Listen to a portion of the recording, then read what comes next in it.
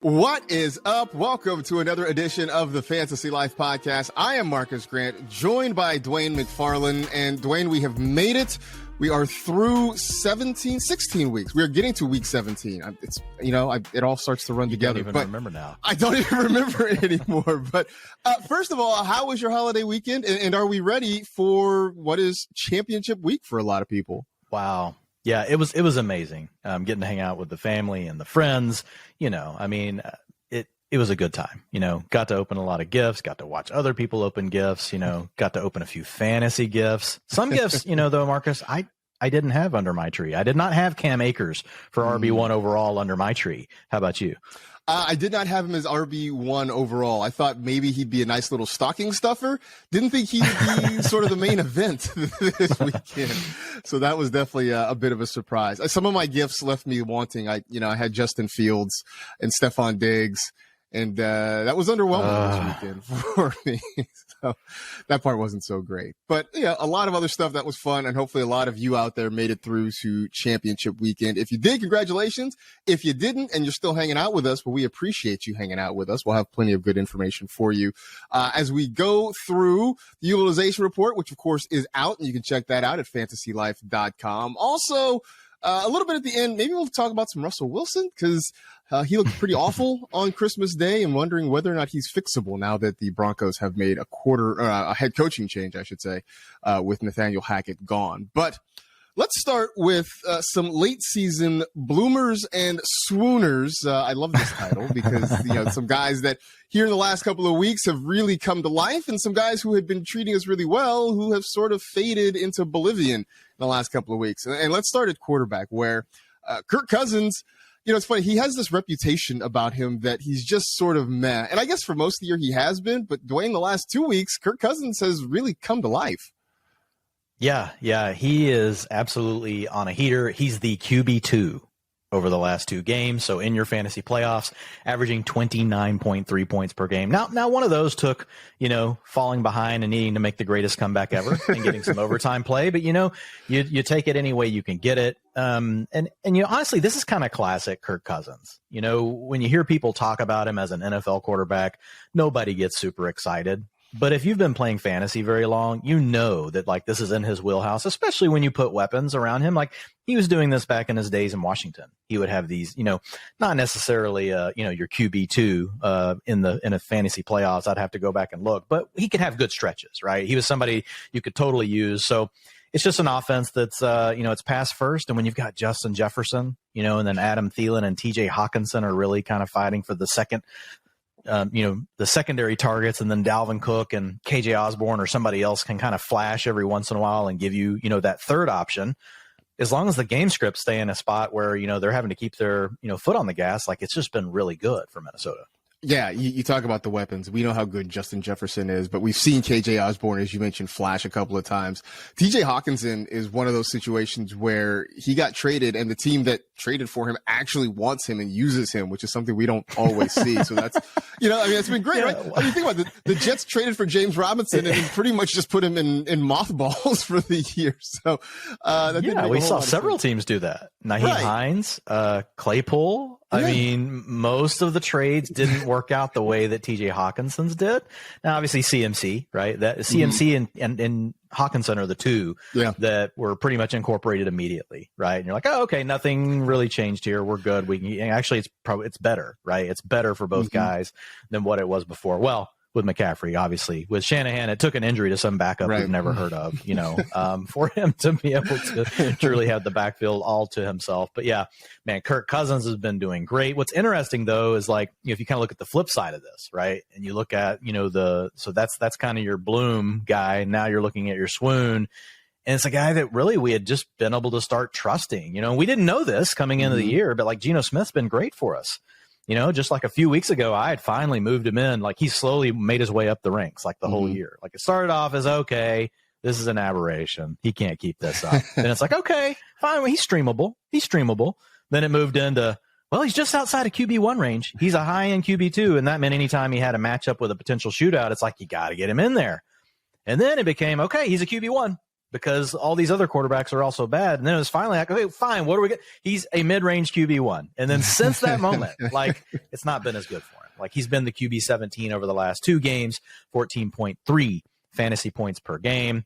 And he's got a tough matchup this weekend, Marcus. He gets the Jets. That's one of those, a lot of times, we don't overly worry about matchups, but the Jets, that's a really good secondary. And whenever, and we don't know if Tyler Lockett's going to play.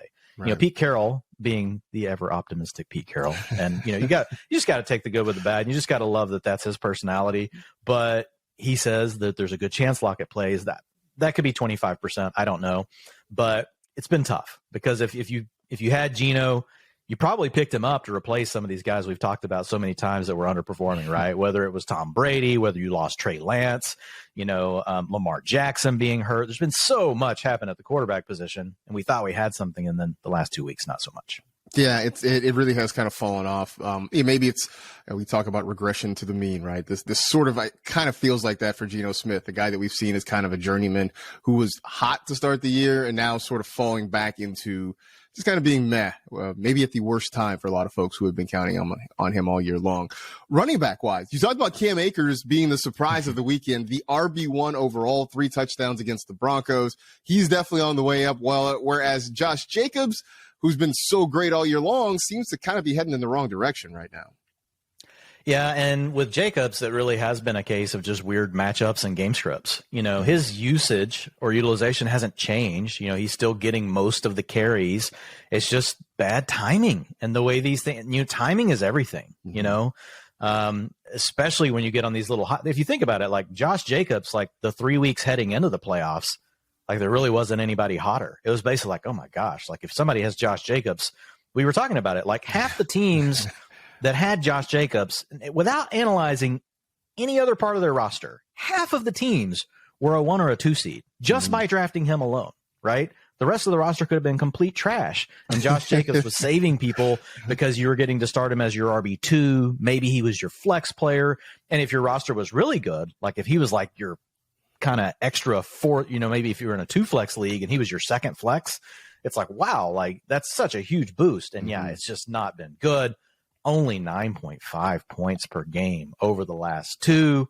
And the Raiders get the 49ers this weekend, Marcus. Like, I just don't have much hope on them turning that around. That is one of those matchups we care about. That's brutal. It's absolutely brutal. I mean, I think it points to the fact that, a couple of weeks ago, last week, Brian Robinson had, I think, 58 rushing yards. And you're like, hey, that was a really good game against the 49ers because he was able to kind of, get near 60, which is something that no one's been able to do. So that does not bode well for Josh Jacobs. Also, just I can't figure out the Raiders offense. Like, last week they targeted Devontae Adams like 9 times, but most of them were just uncatchable. Josh Jacobs didn't see a whole lot of work. It's been a head scratcher for the Raiders the last few weeks. Speaking of the 49ers, Jahan Dotson had a pretty nice day against San Francisco, and going back and rewatching that game again the other night, made some just ridiculous catches. I mean, one on like a ball that was tipped several times. He kind of played hot potato and caught it. One just in traffic and just over the shoulder catches. And we liked him early in the season. He sort of faded. He's come back and has kind of reemerged in our lives. Whereas at the same time, Amari Cooper is sort of fading away. And I just feel like he and Deshaun Watson haven't yet connected. Maybe it happens this week. Maybe it happens next season. But I feel like he and Deshaun Watson just have not really been able to get on the same page yet.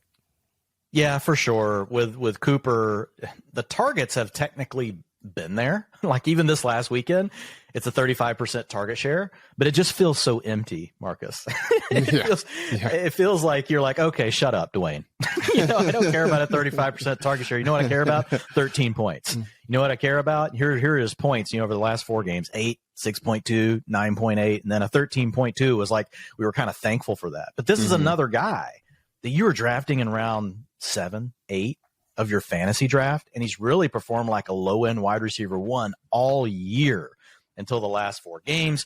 So if you had Amari Cooper on your roster, there's a good chance that your team was performing well because he was so far ahead of expectations, right? If you drafted Amari Cooper and you drafted, someone that busted in the 3rd round, like he was enough just to cover, and be like, okay, fine, I'll just pretend Amari Cooper was my 3rd round pick and just, move on. And you were fine.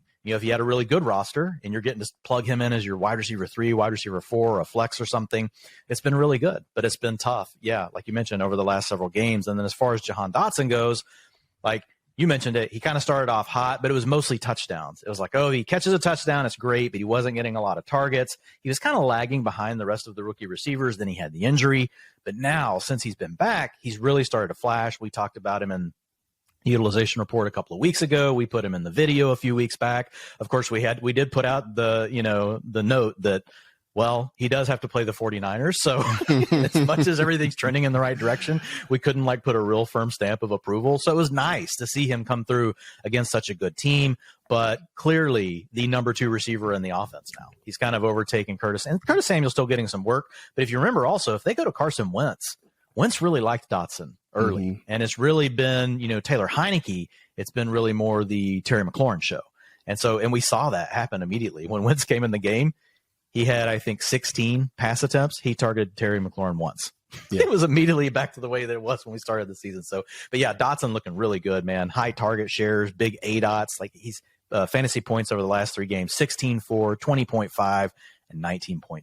So, I mean, he's essentially performing like, a mid-range wide receiver 2 over the last 3 games. Yeah, that was the thing that when Wentz took over, and now the conversation about how long he keeps the job if he's the starter the rest of the year. My first thought was, this seems very good for Dotson and good for Curtis Samuel, maybe not so much for Terry McLaurin. We'll see if maybe those two get acquainted during the week and we see some more targets for McLaurin. Because, look, man, I love that Taylor Heineke had selling shirts that says, bleep it, Terry's down there somewhere. Like that's what we love. We love that kind of attitude for Terry McLaurin. Tight end, George Kittle. Look, we were starting Kittle all year long just because the ceiling is still high for him when everything works. But, early in the year, they weren't using him like that. Lately, they have been. Brock Purdy and George Kittle is very much a thing akin to Jimmy Garoppolo and George Kittle, whereas Mark Andrews, really since coming back off injury, has been just a guy. I mean, he's been kind of like every other tight end that you pray that he catches a touchdown. Otherwise, there's not much there. Kittle back to being elite, at least the last few weeks. Mark Andrews, not so much. Yeah, Kittle without Debo or without Ayuk, if you just take one away from the equation, George Kittle's really good. Mm-hmm. It's just tough when it's a run-first offense and you've got 4 weapons that you've got to get the ball to.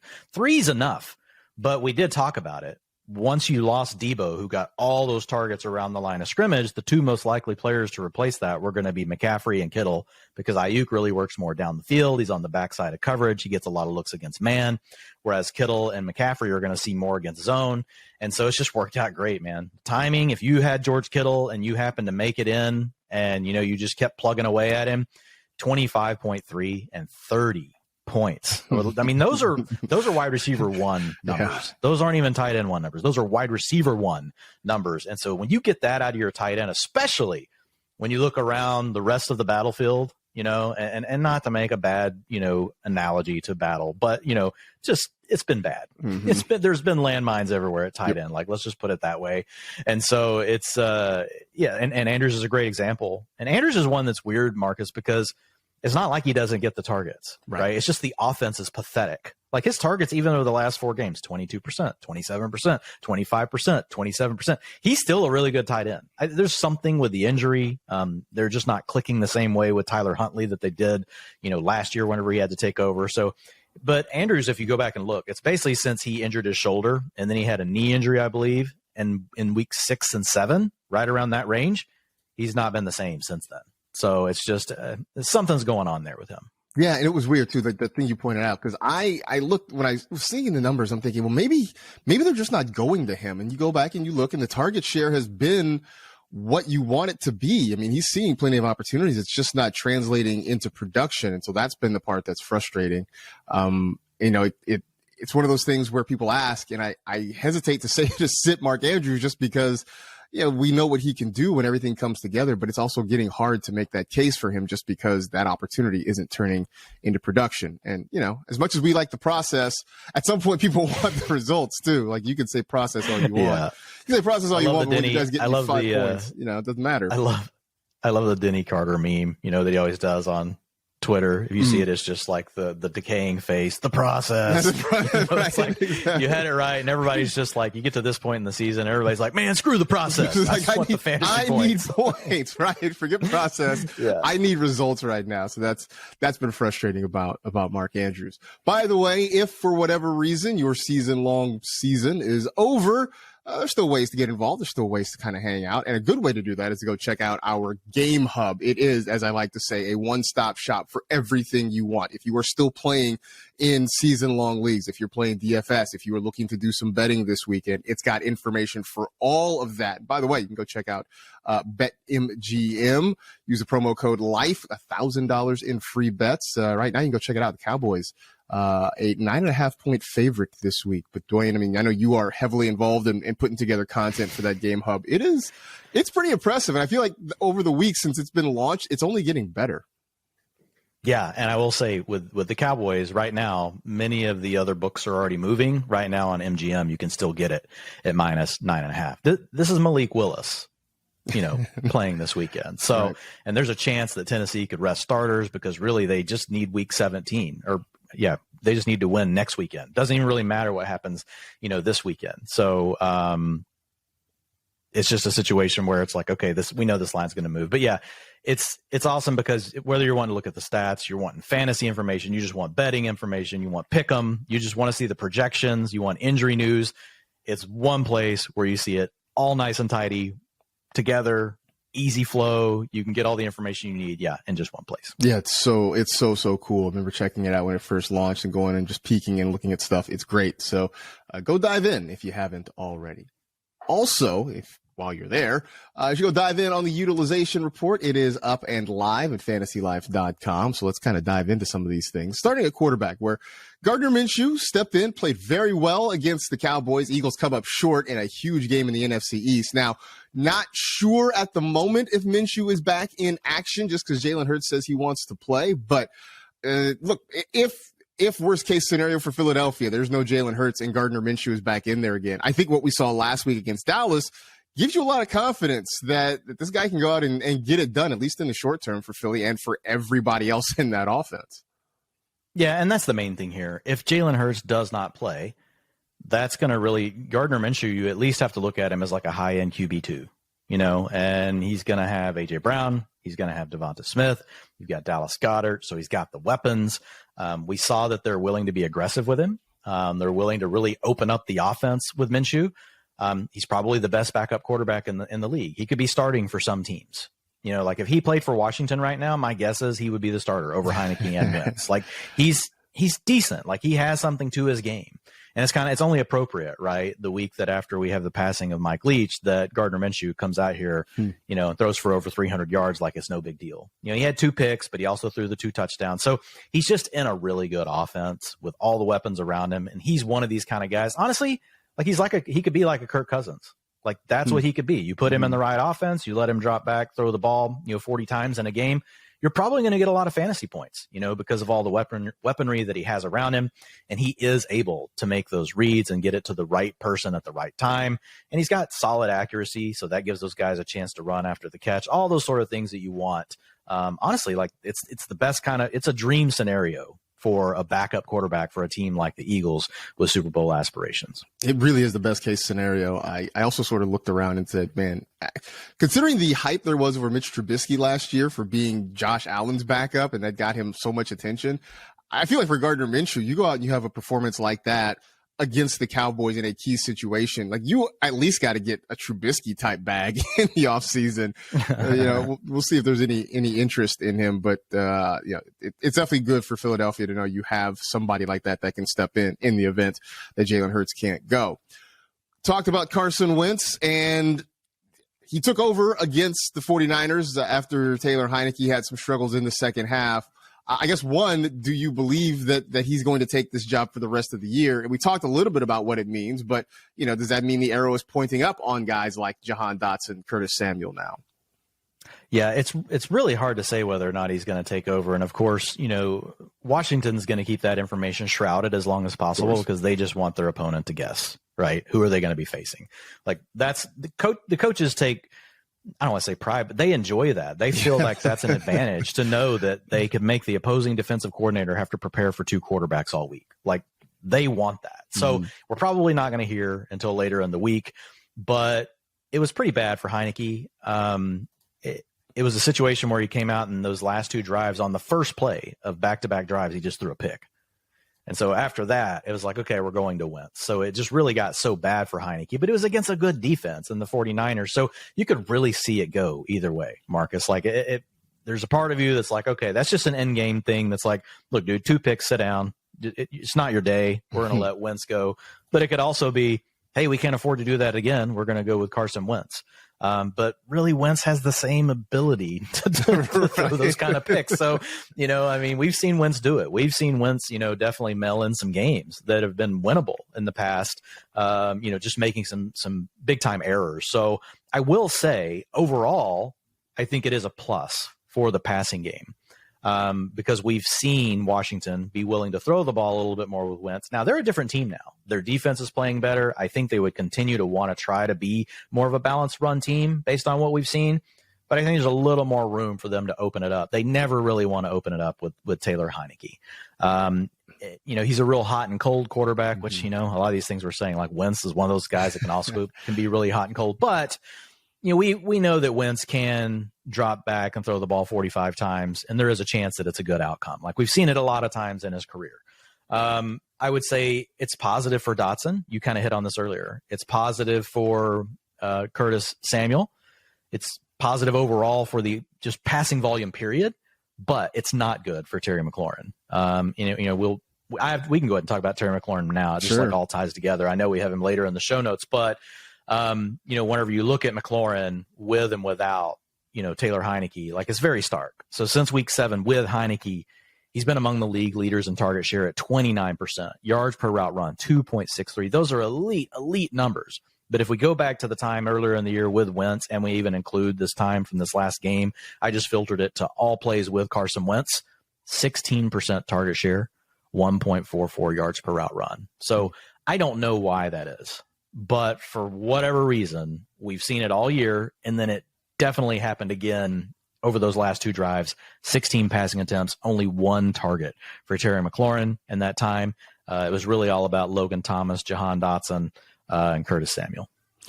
Yeah, so, I mean, it just goes to show how much a quarterback can make a difference in terms of who's getting the target share, where the ball is going, and it seems like if there's a change coming, that means there are different guys that we need to kind of pay attention to in that Washington offense. In Atlanta, as we look at running backs here, Tyler Algier was a guy that we sort of liked early in the season, kind of a sleeper, especially when Cordero Patterson was hurt. We definitely liked Algier. Then when Patterson came back, he wasn't getting as much work. But the last 2 weeks, 17 carries 2 weeks ago, 18 carries just this past week. It seems like Arthur Smith, I don't know if this is hey, we want to see what we have with some of these young players, or if there really is, he feels like a strategic advantage. Whatever the reason, though, Dwayne, Tyler Algier is starting to see more work now here late in the season, and has a pretty good matchup coming up this week as well. For sure. And so the Falcons are out of it, to your point. They cannot make the playoffs at this point. And you've got Cordero Patterson, who is on a 2-year deal, and he's an older guy. What's the point in putting more carries on Cordero Patterson? Like, who he is. You know what he is. So you're seeing a little bit less work for him. He's still involved. But the thing that's been most interesting for me with Algier is he's really been staying on the field and passing downs. It's not like they're just pigeonholing him to being this, hey, we're going to let you handle the early down work, and then we're going to take you off the field in other situations. It's basically like when it's his drive, it's his drive. And he's getting – last week he had 59% of the snaps. So, I mean, he's like a 55 to 60% guy now. And if you look at his rushing attempts over the last 2 games, 50 and 56%. And that may not seem like a lot, but the Falcons are the number 1 rush team in the NFL as far as how often they want to run the ball. And they don't care. They can be getting blown out, and they will keep running the ball. Arthur Smith is steadfast in his, stick to itness, if you will, in the run game. And there's not a game script the man has seen that pushed him off of this. And with a young quarterback like Desmond Ridder, I don't think you're going to see that change, to be honest, over the last few games. I think their offense is what it is.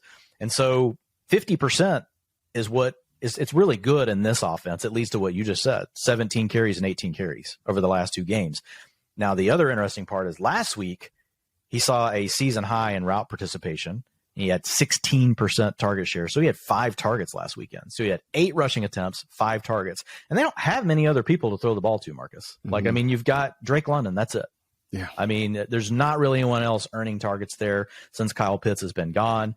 So, yeah, I like Algier. I think he's a low-end RB2, but he can give you these RB1 type performances. And he's a little more steady than some, like Deonta Foreman.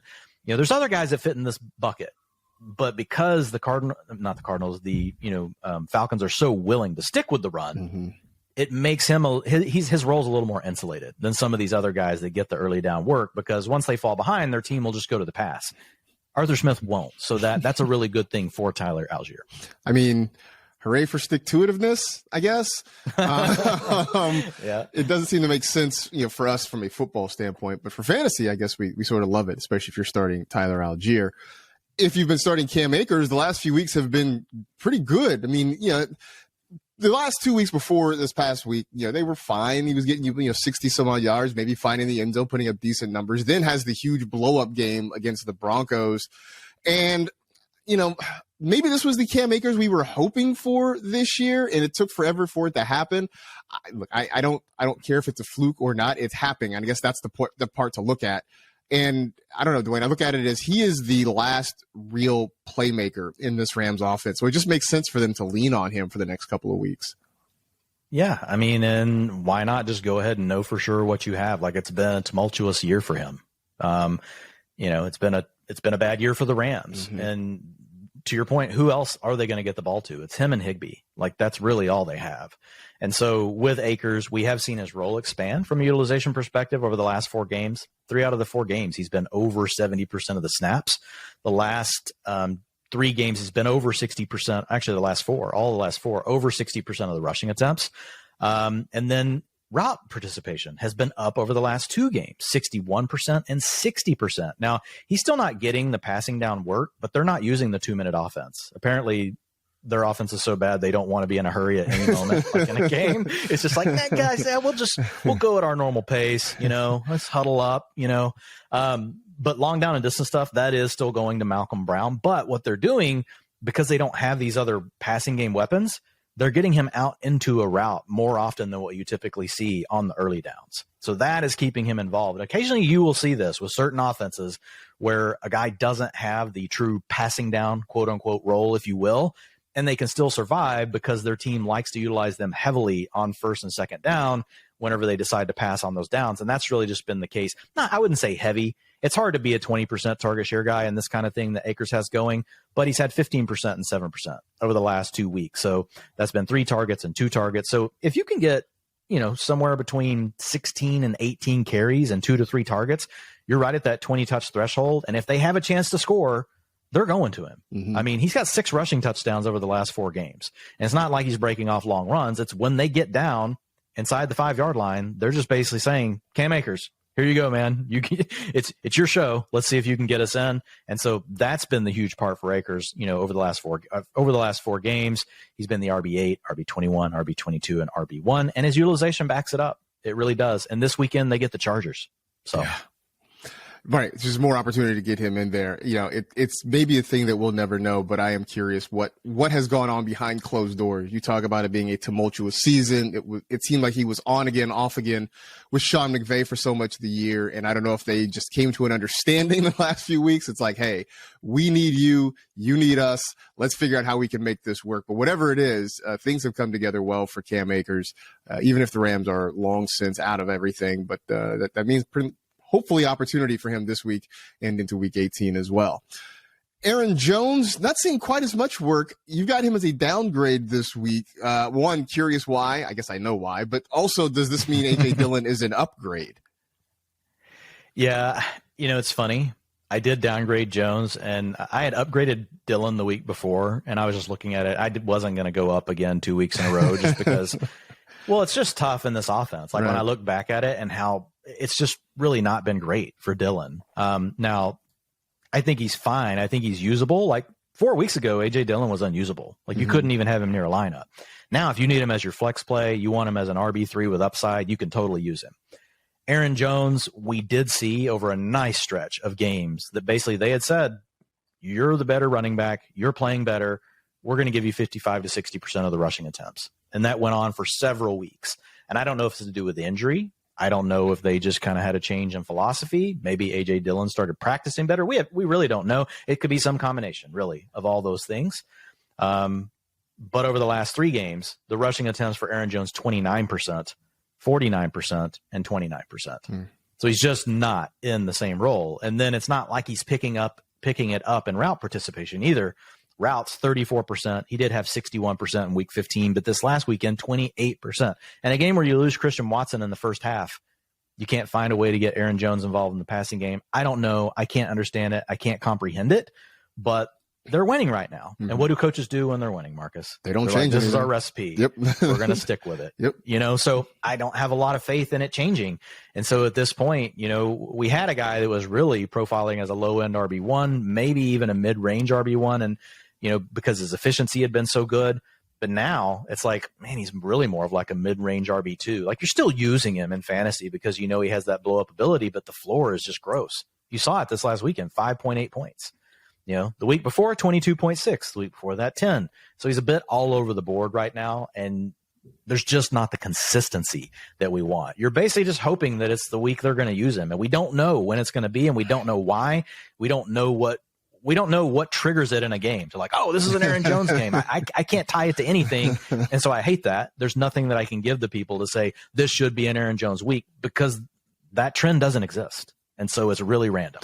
So that's tough. And I think it's just frustrating because I came into the season believing that we would see a lot of Aaron Jones just because there was so much unknown with the wide receivers. I mean, there were expectations for Christian Watson, but early on, it took him a while to get going. Romeo Doubs was sort of a nice piece, but you never felt like he was completely a game changer. Alan Lazard is still sort of Alan Lazard. It just felt like the Packers should have to lean on Aaron Jones and to some point A.J. Dillon. And it's just been, as you mentioned, so inconsistent. You look at his game logs. 1 week he runs for 130 yards and he follows it up with 36. Then it's 100. Then it's 20. It's just been so here and there and just scattershot that it's been really, really frustrating. And I'm with you. I don't have any explanation. I wish I knew something. I wish, I was hoping you had something. No, I wish I did, man. If I did, I think my season would have been a whole lot better off in some respects than it did. But and Matt LaFleur is giving us nothing. So we'll see. We'll see what there is for Aaron Jones the last couple of games of the season. Latavius Murray had been doing pretty well. I felt like he had been a nice pickup for the Broncos after they scapegoated Melvin Gordon and just sort of released him. Despite so many other issues in that offense, they seem to have pinned it on him. Latavius Murray was doing a fairly good job. Then Sunday they get run out of the building and you start to see more Chase Edmonds. I'm going to go out on a limb and say they're not going to give up 50 points a game for each of their last 2 games, but the emergence, the reappearance of Chase Edmonds, Dwayne, does give me reason to hesitate a little bit about Latavius. Yeah, and honestly, Marlon Mack played well enough in the 2 games before that they just aren't removing him. No one was talking about it, but Marlon Mack was essentially like Jerick McKinnon light, not really on the field, getting passing down work, and he had RB14 finishes in back-to-back weeks in week 14 and 15. And so now you got Chase Edmonds coming in. He took over all of the 2-minute offense.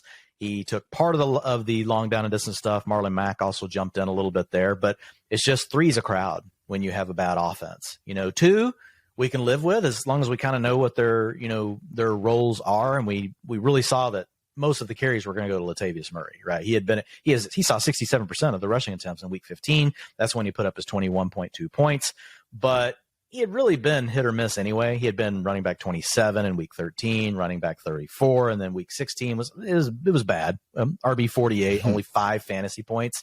So my guess is, he'll still see like 40% of the rushing attempts, but like his knowing that if the game script goes right, you don't know that he can get to 65%. That used to be his ceiling, and that made it, if you had him, you were like, okay, fine, I'll throw him in there. If it goes bad, it goes bad. But if it goes right, I could get 15 to 20 touches.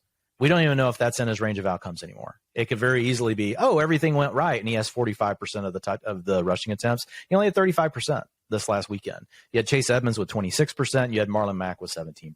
So it's just, that's too many ways to divide anything to do with the Denver offense. Yeah, I was gonna say it's a lot of ways to divide it, and it's a bad offense. If you were looking at that and they were scoring 40 points a game, maybe you could sort of make a case for it. But for a team that struggles to get to 17 on a good week, there's too many guys I think involved in that situation. I mean, we have people complaining they don't want to start Isaiah Pacheco, right? And the best offense in the league that's going to get the same number of carries. It's just like really hard to want to use Murray at this point. Like I would not want him in my lineups in championship weekend. No, definitely don't want him if you're playing for a title this week at all. Raheem Mostert seems to be trending that direction. I don't know, Dwayne. You talked about Aaron Jones and the Packer running back utilization. On some level, I don't know. It's very similar. It feels similar, right? Because Jeff Wilson gets traded there, and all of a sudden that first 2 weeks, he just completely takes over. Like, all right, well, Raheem Mostert, I guess, is, we can just leave him on the bench. Then you have some weeks that Mostert actually gets more of the carries and has some big games. Then it goes back to Jeff Wilson. So I don't know if Mike McDaniel and Matt LaFleur are texting each other about what to do with running backs or whatever it is, but there's just as much confusion for me in Miami as there is in Green Bay. Yeah, I think that's a good, that's a good parallel. We really don't know for sure what they're going to do. But what we know is like, there's just really a chance that it's not Mostert. So Wilson's kind of in the same bucket, but Mostert had to get a downgrade. You had mentioned he had kind of been on a little hot run, right? Over the last 3 games before week 16, he had 61% of the snaps, then 73% in week 14, 76% in week 15. Rushing attempts, 78%, 69%, 71%. You get to week 16, it plummets to 38%. Now, in week 15, he did not have Jeff Wilson in the lineup. Week 14, Jeff Wilson got hurt early in the game. So I think it's really like a 55-45, 60-40 thing. And it's just based on the way the game is going or who they think is hotter that gets the 60. I don't know that they even know going into the game, because the game where he got hurt, and he only played 16% of the snaps in week 14, I felt like it was coming. I was watching that game, and Mostert was kind of struggling. And Wilson came in and had like a couple of good runs. And then the next series, it was Wilson again.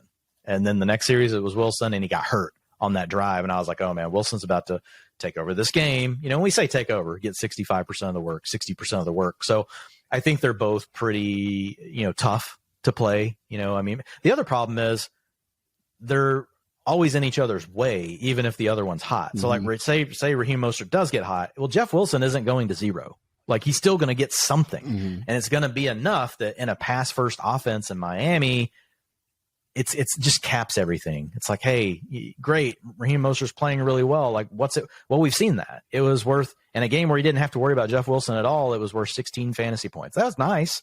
It was an RB13 finish, but I mean, that's not the kind of upside that you're willing to risk it for. Like if you knew that, when they go with the hot hand, the upside's 30 points, that'd make it more worth it. Right. But neither one of these backs do that. Like you're hoping that you get the one that's going to score 14 for the week. Right. And that's just a tough place to be. Well, I mean, when you have weapons like Tyreek Hill and Jalen Waddle, as fun as Jeff Wilson and Raheem Mostert are, it's not quite as exciting as, throwing a little slant to Tyreek Hill and watching him run 70 yards. Like, it's just never going to be the same.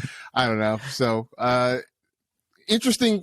Both guys have filled a nice role for us, but it could be in championship week that neither one is one you really want to take a chance on starting this week. Which, by the way, does it have a difference? Because Tua Tagovailoa is in concussion protocol. Does it make a difference for you with those guys if it's Tua versus Teddy Bridgewater, say? No, I think it's about the same. Right. Honestly, the offense doesn't change much for me with Teddy under center. I think it takes a slight downgrade from Tua, but Tua hasn't been playing as good over the last several games. So I think there's a good chance you get Teddy come in and he just kind of keeps things steady, manages. The more and more that we're seeing Tua, the more and more he looks like a game manager, and he's more like a Jimmy Garoppolo, right? And that's, running that same style of offense. And so I think Teddy's totally capable of coming in and being a Brock Purdy. Oh, all right. Yeah, it's funny you say that, too, because I did see somebody make the comparison between Tua and Jimmy G just a couple of days ago, and there really are, I think, a lot of similarities. Hasn't gotten you more than 17 points just once, I think, in the last month, so it has been a struggle for him in fantasy lately. Wide receivers, you got Garrett Wilson as an upgrade. Is it as simple to say that he's upgraded just because Mike White is back at quarterback? I feel like we could go back and do a cut up of this show, like 5 different episodes. It's like Garrett Wilson upgrade, Garrett Wilson downgrade, Garrett Wilson upgrade, Garrett Wilson, and all that you're waiting for are the words Zach Wilson. Who's the quarterback, right? Exactly. And yeah, so you're right. That's the deal. But just kind of quick reminder: Garrett Wilson averaged 8.9 points in contests with Zach Wilson under center, 19.3 with White or Joe Flacco. So it's just a huge difference, 9.7 targets, 6 receptions, 91.5 yards, and 0.7 touchdowns receiving per game whenever Zach Wilson has not been under center. He's clearly the lead target on the Jets. He's the best player that they have on their team. Breece Hall might take exception to that. We'll see what Breece Hall's got next year. We look forward to seeing him back. But honestly, look at the Jets, man. Like, they nailed it with 2 offensive picks. I mean, you nailed it with both of those. Like, those guys are superstars. And maybe that's why they're just like, we don't have time to sit around and wait on Zach Wilson. Right. We've got to move on. We've got to move on and go in a different direction. And it sounds like this is bigger than just this year. It sounds like they're ready to kind of, just pull the plug on the whole thing. And I think that's smart, doing it now, because sometimes you just know. I know you spent the number 2 overall pick on Zach Wilson, but I think it's the right thing to do. Just rip the Band-Aid off and move forward. I think it probably is at this point, especially if you're Robert Saleh. The clock is sort of ticking on what you can do with this team, and you've got so many other good young players on this roster. Maybe bring in a bridge quarterback to at least get you through the next year or two. There'll be some guys out there, potentially free agents. I mean, just kind of looking at this list, Jimmy Garoppolo, maybe a reunion with Robert Saleh in New York is in the offing. Teddy Bridgewater, Daniel Jones. There are a lot of guys out there that could sort of fill the gap for the Jets in the short term if that's what they decided to do. Treylon Burks has been sort of on the razor's edge, I think, of being usable in fantasy. Some weeks it just, it didn't really pop. Some weeks he was able to catch a couple of long passes. You've got him as a downgrade. I suspect that this is a Malik Willis take more than anything specifically to do with Burks. Yeah. Burks is a guy that we'll be excited about next offseason. We'll be doing the shows and we'll be talking him up. He's a guy that'll probably get underdrafted a little bit, especially in home leagues. He's doing everything you want. 22% targets per route run, 2.19 yards per route run before week 16. You mentioned it. It's now the Malik Willis era for this season anyway. Ryan Tannehill is out. And so we've got 3 starts with Malik Willis. Your passing yards are 55, 80, and 99 with 0 passing touchdowns and 3 picks. Malik Willis, who knows what he's going to be in the future, but he's not ready right now to play football. And that sort of performance, you just can't use anything, really with the Titans other than Derrick Henry. And so, yeah, you nailed it. That's where we are. Treylon Burks falls down to, he was a wide receiver 3, an upside wide receiver 3 with Tannehill. Now he falls all the way down to wide receiver 5 territory. You really can't use it. And I suspect with Malik Willis, you talk about the passing struggles. We know his athleticism. I would get the sense that when he starts to feel pressure, he's just more likely to take off and run, which means fewer opportunities for Burks and everybody else catching the football there. So he will be an interesting offseason conversation, especially if we get more clarity about Tennessee's quarterback situation. But this week, probably out for your lineups. Few tight ends to take a look at. Evan Ingram, who continues to be very good. And I wonder if there are Giants fans that sit around fuming, asking where was this Evan Ingram for all those years in New York? Right now, he's a top 5 tight end, showing no signs of slowing down. The whole Jaguars offense, I know we've talked about them, Dwayne, but the Jaguars offense has really stepped forward the last few weeks. Trevor Lawrence has taken, I think, a huge step forward on his own. But Evan Ingram, who was on a kind of a 1-year prove-it deal, I feel like he's proven it pretty well this year. Yeah, he has played very well. He's definitely earning himself a contract. Targets over the last 4 games, 23%, 37%, 25%, 28%. We have not seen this sort of production or the ability to demand targets from Evan Ingram since his rookie season. So the Giants fans have a right to be like, where the hell is this? Because it's not been there. Now, you can talk some of it being scheme, but you can talk a lot of it being quarterback play. But Evan Ingram was also battling injuries a lot throughout the course of his career. And this is really, I think, the healthiest we've seen him. He's battled a little bit, he's had a little bit of an injury bug this year, but nothing serious. And he's just healthy is what I think it comes down to. Like, when you watch him, even though the last couple of years when you would watch him, like when he wasn't on the injury report, even though he may not have a big game, you're like, man, you could still see the flashes of this is still a mismatched tight end. This is a guy that a lot of linebackers can't hang with. He can get over the top on certain safeties, not necessarily the best route runner. That is where I do think maybe Doug Peterson has done him some favors. Jason Garrett would just like run him down the seam, a lot, or it would just be like every time a 2-yard drag. There just seems to be more variety, like in all the kind of routes and things that Evan Ingram is getting to operate with. You've got Trevor Lawrence, who's really raising, the bar for all of the Jaguars offense. And the beauty of Lawrence is now you can start, there's a chance multiple weapons from the Jaguars offense go off in one game. As recently as like 5 weeks ago, that just wasn't the case. It was like, okay, who's it going to be? And most likely it was going to be Christian Kirk. But then there occasionally be like, okay, it was Zay Jones this week. Oh, it was Evan Ingram this week. Now it's like, okay, Christian Kirk and Zay Jones could go off, and Evan Ingram may not go off in that game, but he could probably still give you 10. He could give you 10 fantasy points, or it could be Evan Ingram going off with Zay Jones or Christian Kirk, right? And it could just be, Christian, well, one of the other guys scoring 10 points. But the point being is like, there's a floor for the third guy now, and there's ceilings for the other two because Lawrence is playing so well.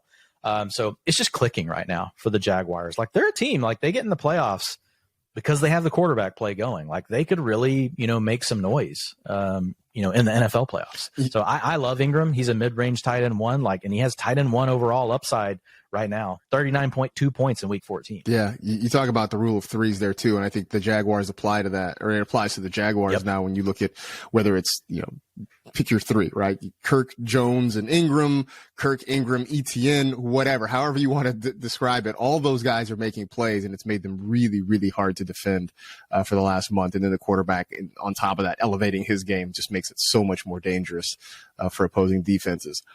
Dallas Goedert is back, which is great. I feel like anytime we can get a tight end back in our lives, it's wonderful. It was good to see Darren Waller come back, even though, last week not so great. But Waller's back. Dallas Goedert is back. And, Dwayne, it was already hard enough to try and slow down the Eagles. Now they have one more guy who can catch the football and make plays. That's good news for Gardner Minshew or Jalen Hurts or anybody else. If you have Dallas Goedert, I feel like, I don't think you need hard convincing to put him back in the lineup, but, we're just excited that he's back. It's really similar to the situation we just talked about. Now this is a better offense. The Eagles overall, they've proven they're a better offense over the course of the season, right? But with Minshew or Hurts, they are playing well enough that you can support one really high outcome, like you saw last week with Devonta Smith, one mid-range outcome, you saw that with A.J. Brown, and then one kind of floor outcome, but at least you still had a floor. Goddard, he only scored 9.7 fantasy points, but you'll take 10 from your tight end. That's okay. The big thing for him is in his first game back, 89% route participation, which is right back to really where he had been, through the season. So he does appear to be healthy. His games are going to come. Now I know we're down to one game. Now we're down to, we'll be talking some other kind of contests, here as we go forward, but this is championship weekend and you need it this weekend, right? But he's as good of a bet as anybody. Right. If you're not starting Kittle, if you're not starting, obviously Kelsey, Goddard, as soon as you get past those two, Goddard's name is in the mix really with anyone for this coming weekend. So I'm excited about Goddard. It's also another thing that's just good for the Eagles. They're getting Goddard back at the right time, for the NFL playoffs. But I think at a minimum, you can get 8 to 10 points. And that's not just been this last game. That's kind of been his floor all year. He can give you that 15 to 20 points, but even in his bad weeks, he's going to give you somewhere between 12 and 10 points. And so you can always feel good about a tight end like that. Absolutely can feel good about that. Again, any tight end, you said, tight end gets you 10 points. You kind of got to love your life. So Dallas Goedert very much in play in that respect. Last one, Cade Otton. And I've been looking at Cade Otton more through the lens of I'm a guy who has been trying to plug away with Mike Evans for the last couple of months. And it just feels like Evans is a guy who's a downfield threat on a team that can't get the ball downfield. And so for that reason, Chris Godwin, Cade Otton have been very much more in play. You got Otton as an upgrade, even in an offense that has not been spectacular. They had to go to overtime to beat Trace McSorley and the Cardinals last week. But he is getting looks, and he's kind of hanging out in that area where Tom Brady seems to throw the ball a whole lot. Yeah, and Otten's still going to be tough to trust in any kind of championship game unless you're. I put this one in there because we have people that play in 16-team leagues, right? 14-team leagues, and Otten's basically the only name that's out there at all. And I put him on here because he finally, with a game where Cameron Brate played, he took over the lead role. He had taken over that role for a couple of games. We had even seen a tight end 1 performance out of him in week 13. Now, it wasn't a ton of, it was 14.8. Like you said, you'll take 10, 15 points is like 50. It feels like you're tight end. But he was the tight end 1 that week. But then when we saw Cameron Brate come back, he moved back into more of a platoon kind of situation, only had 55% and 48% route participation in week 14 and 15. But then last week, 84% targets per route run of 18%. So he's out there. If he's going to be out there over 80% of the plays, that's going to give him a chance to finish as a tight end 1 any week that he does that. Will he get the targets?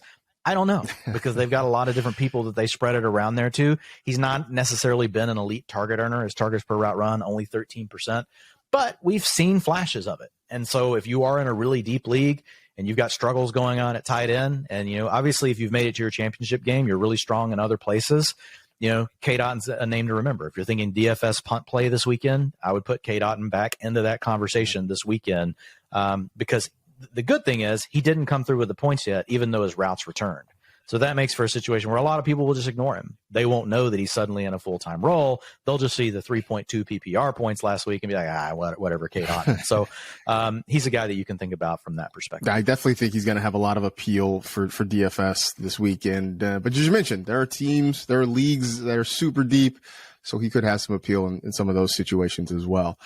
That's just a brief overview of what you can find in the utilization report. You can go check it out at fantasylife.com while you're there. Be sure to dip in on the Game Hub. And if you haven't already, sign up for the newsletter. Plenty of great content to help you through the next few weeks.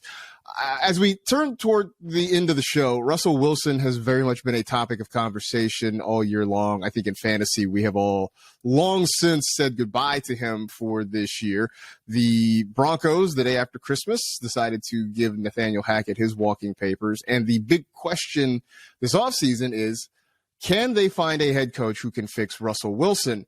But maybe the question has to be asked, Dwayne, is Russell Wilson fixable? I mean, is there something there that can be salvaged, or have we just seen the last of a guy who was great for a number of years and maybe has just hit the end of the road? You hate to see a player like this that's been so good and think that the latter is the possibility. But here's the thing. I don't think this is just a Russell Wilson problem. I think this is a NFL defenses have evolved problem. Offenses have not figured out the counterpunch. And I don't know that the counterpunch is necessarily easy for all offenses to pull off, meaning I think you need the right kind of personnel to make it work. There's probably different ways that you could do that. We could probably get some cool people to come on with us this offseason, maybe like some people that know football really well, the X's and O's, and talk through. It'd be a fun topic, right, to talk through this. But this is impacting Tom Brady. This is impacting Russell Wilson. This is impacting Aaron Rodgers. This is impacting everyone across the NFL. Passing numbers are down. The elite guys are still managing to do their things. Most of them are very mobile. Most of them are giving you fantasy points on the ground in addition to what they're doing through the air. That helps you avoid these games where they just completely bust. So I don't know that this is just a Russell Wilson problem, but it definitely is impacting him. You know, we've had one game this season where he's thrown for over 300 yards. He's had 4 games where he hasn't eclipsed 200 yards. So it's just been really rough on Wilson. And this is a guy that we're used to seeing be able to come through on big efficiency. That's not been there. His yards per attempt's not terrible at 7.2. It's close to the league average. But this is a guy that we've seen, show us that he can have an 8.5, and come through with these big down the field throws. And that's what the defenses are taking away. So I do wonder stylistically, Marcus, and I would wonder what your thoughts are. When you watch Russell Wilson, like I always became accustomed to those moon balls. It was almost like a punt, right? It leaves the screen. Right. You're like, oh, that's coming right down in a dime. And Tyler Lockett didn't matter. He could have a 6'3" DB against 5'8" Tyler Lockett, and it was going to be on the money in the breadbasket. And now it's like there's always a safety over the top of everything. It's like they're just not giving him those throws, and the defense has plenty of time to react to it. So he's trying to throw that kind of pass into tighter windows. That leads to more pass breakups. That leads to more interceptions. That leads to less big plays because your receiver just gets immediately tackled. So I do wonder with Russell Wilson, like, what is his counter move going to be? Because also his mobility is the other thing that we've just seen kind of go downhill quickly. That seems to be part of his game that I thought maybe there was a chance some of it was still there, because it was recently as 2 years ago, it was decent. But it's really been non-existent, this year. I mean, his high this year is a 57-yard rushing game, but I mean, he's mostly been like 15 yards, 20 yards, 10 yards. It's okay. It's better than nothing, but he's only got 232 yards rushing so far. So I don't know. I don't know that if he's got enough tools in the toolkit. You hate to ever count someone like this out, though, because he's been good for so long. He really has been. I think you talk about the mobility, and the first thing I thought of was so many of those big Russell Wilson plays we saw in Seattle were kind of the off-platform, off-schedule plays where, he sort of runs around like a kid on the playground trying to make himself dizzy, and then next thing you know, he's firing a dart to DK Metcalf, or he is throwing one of those moon balls to Tyler Lockett. And I think when you have that lack of mobility, that and the fact that for 10 years now, defenses have seen him do this sort of thing, and eventually people are going to catch up. They're going to start to clue in, and you wonder if whether or not all those things have kind of started to come together. I think there's also something to be said for Nathaniel Hackett's offense and just not being a stylistic fit, I think, and the struggles they had trying to get together on that early in the season. You heard the stories of Russell using audibles or hand signals that he used with the Seahawks and having everybody confused. Take some of that with a grain of salt. But I think there were a lot of things that sort of went into it. But I think whoever comes in, that is going to be job number one. I think much like Doug Peterson coming in, his first job was to sort of right the ship with Trevor Lawrence. Whoever the Broncos hire as their head coach, that job is going to be getting Russell Wilson something close to what he was in Seattle. And so I think this year everybody will look at it and say, all right, well, you get one more chance. But if we get, into October next year and this offense doesn't look any better, then I think it really does beg the question whether or not Russell Wilson is done. And that's a hard thing to say because as you mentioned, he's been so good for so long. Yeah. And I think, maybe, getting another explosive playmaker in the passing game, because really Cortland Sutton's more of that, possession type receiver that we're just seeing is not working right now against a possession receiver playing outside, working down the field, trying to win 50-50 balls, contested catches, that kind of thing. It doesn't seem like offenses are able to dictate the type of coverage right now that would make that really successful. And it's impacting Mike Evans. It's impacting Cortland Sutton. There's a lot of wide receivers of kind of that mold that are not having good years this year. Their quarterbacks are going through their progressions and they're going elsewhere. And so it's like they probably need, like Jerry Jeudy is really great out of the slot. He's a great separator. Like when you watch Jerry Jeudy, like he's a very smooth operator, right? He can get open. I know he's had some problems with drops and stuff, but even him, like he's not really great after the catch. He's good. Now, I think their hope was KJ Hamler would be that for them this year. And he just has not been able to stay healthy. So I would say that could be the other element. Find a way to bring in another playmaker. Now it's going to be tough, Marcus. They don't have draft picks. Yeah. They don't have draft picks for a long time. So, I mean, they're going to have to be really sharp on the free agent market, and the coach has to be an absolute, it's got to be a home run. Yeah. This coach has to be a home run hire. Yeah. So we'll see. That'll be one of the offseason storylines I'm sure we're all going to be following to see whether or not the Broncos can get things going back in the right direction. Last couple minutes, Ian Rappaport, he's not the only one, but he did tweet out the list of clinching scenarios for week 17, what certain teams need in order to lock up a playoff spot, maybe lock up a home field advantage or a home game in the postseason, whatever it may be.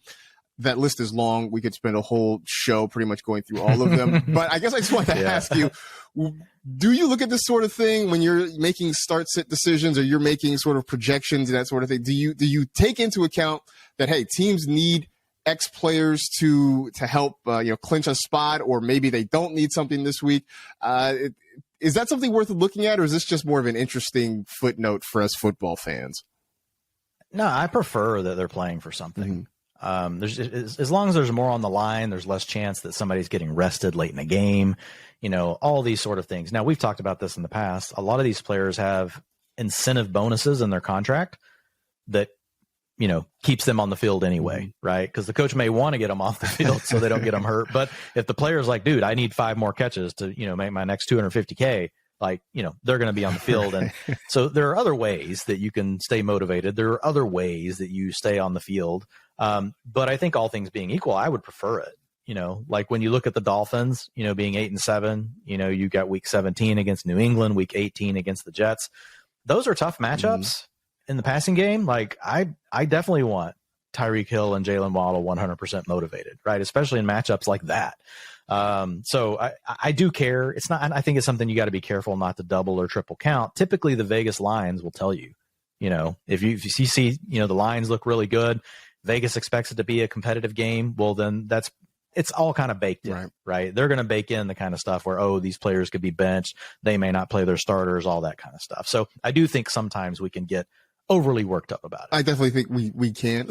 There's a lot of things on the periphery that we get overly worked up about, right? Like players may be benched.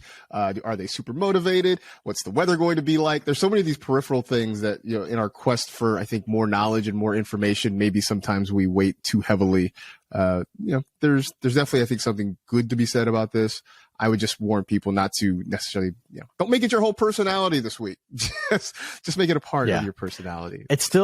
It is interesting looking at it though. And there are certain things that still just surprise you. You're like, you look at Tampa Bay and it's not like this huge list of things. It's just Tampa Bay win. Yeah. You're 7-8 and you just need to win. Just got to win. Like the Commanders, it's a little tougher. Like they've got to win. They need a Seattle loss, a Detroit loss. And this is for this weekend to clinch, to get a playoff, spot. Like Tampa clinches the NFC South with a win this weekend, against Carolina, because Atlanta's already out of it. That's their week 8. Tampa could clinch a playoff spot and rest players in week 18 with this record. It's funny, right? And then you get the Commanders, right? They need a win plus the Seattle loss, Detroit loss, Green Bay loss, or a tie. That's when they start getting fun. It could be a Green Bay loss or a tie.